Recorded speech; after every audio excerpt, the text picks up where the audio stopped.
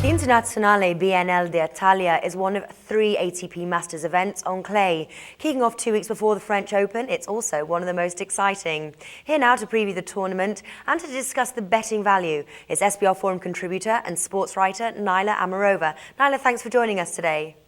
Thank you for having me. Now, how do you see the draw evolving as the tournament moves forward? Oh, the draw, that should be very interesting, especially after the Madrid Open last week and all the upsets that we had. This week we've got Nadal and Djokovic on the same half of the draw, which should be very interesting, which means they could meet potentially in the semifinals. I don't expect Djokovic to have as bad a tournament as he had in Madrid last week. So if all goes according to expectation, we should really have a nice Nadal-Djokovic showdown in the semifinals. On the other half of the draw, we have Federer and Murray. Both of them are coming off a rather questionable performance in Madrid, and their side of the draw looks like it could potentially reveal some surprising results. Okay, and are there any potential upsets alerts here? Definitely. Federer's section of the draw could yield some upsets. He's got Grigor Dimitrov in his section, as well as Tommy Haas. Both of those players could be potentially tricky for him. Andy Murray definitely has some potential upsets in his way.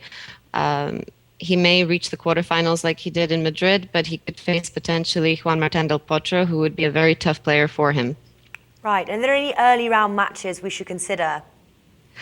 Definitely, there's a lot of early round matches that are very interesting. If you're looking at the first round matchups, Raonic versus Kohlschreiber is a very interesting one, especially since Raonic is without a coach. He parted ways with his coach recently, and that's not an ideal situation to be going into a big event like Rome. Berdych is taking on Denis Istomin, who's a potential dangerous floater in his section of the draw. There's also Almagro taking on Julian Benneteau, who's a pretty good clay courter and all-court player. As well, Wawrinka taking on Carlos Berlocq is another interesting matchup, considering he's been playing a lot of tennis. Could be a potential early upset for him. So yeah, there's definitely a lot of value in the early rounds for tennis bettors looking to take a risk. Okay, now Djokovic is slated to take on Wawrinka in the 3rd round. Now, assuming they both will win their 2nd round matchups, could we expect a similar epic play to the Aussie Open? Definitely, if they both reach the 3rd round, it could be a potential blockbuster. The way they played at the Australian Open was amazing. Wawrinka played some of the best tennis of his career, taking Djokovic to a 5th setter.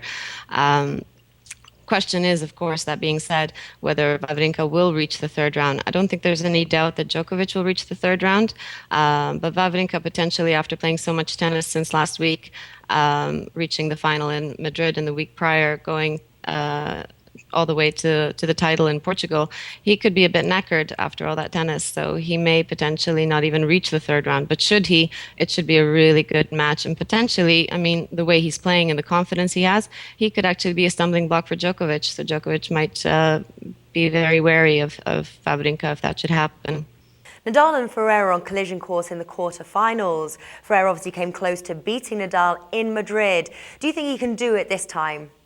Definitely, there's always that possibility. The way Ferrer has been playing has been simply amazing.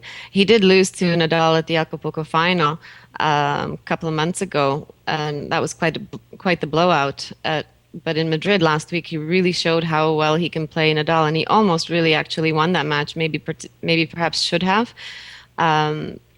He won the first set, but then faltered at the second set when it came to the finish line. So if he gets a second crack at Nadal, you can never discount Ferrer. I think he can definitely bring it to Nadal. So that should be a very interesting match to watch. Okay, Nila, thanks for joining us and great insight there. Thank you so much for having me.